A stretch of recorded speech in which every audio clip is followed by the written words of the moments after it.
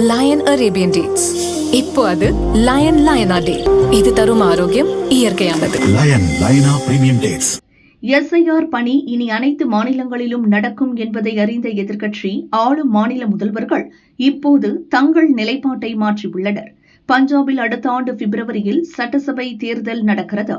ஆம் ஆத்மி கட்சியின் பகவந்த் மான் முதல்வராக உள்ளார்.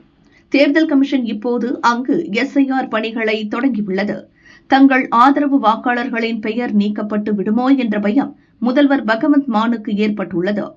வாக்காளர் பட்டியலில் இருந்து பெயர் நீக்கப்பட்டால் அரசு சார்பில் முதியோருக்கு வழங்கப்படும் பணம், ரேஷன் உட்பட அனைத்து திட்டங்களின் பலன் கிடைக்காது என எச்சரிக்கை விடுத்துள்ளார். கர்நாடகாவிலும் முதல்வர் சிவக்குமார் வாக்காளர் பட்டியலில் இருந்து நீக்கப்பட்டவர்களுக்கு அரசின் எந்த உதவியும் கிடைக்காது என கூறியுள்ளார். உண்மையிலேயே வாக்காளர் அடையாள அட்டைக்கும் அரசின் திட்டங்களுக்கும் ஏதாவது தொடர்பு உள்ளதா என்றால் இல்லை. இத்திட்டங்களுக்கு வாக்காளர் அடையாள அட்டை ஒரு அத்தாட்சி. அது இல்லை என்றால் ரேஷன் கார்டு அல்லது ஆதாரை அடையாளமாக காட்டலாம்.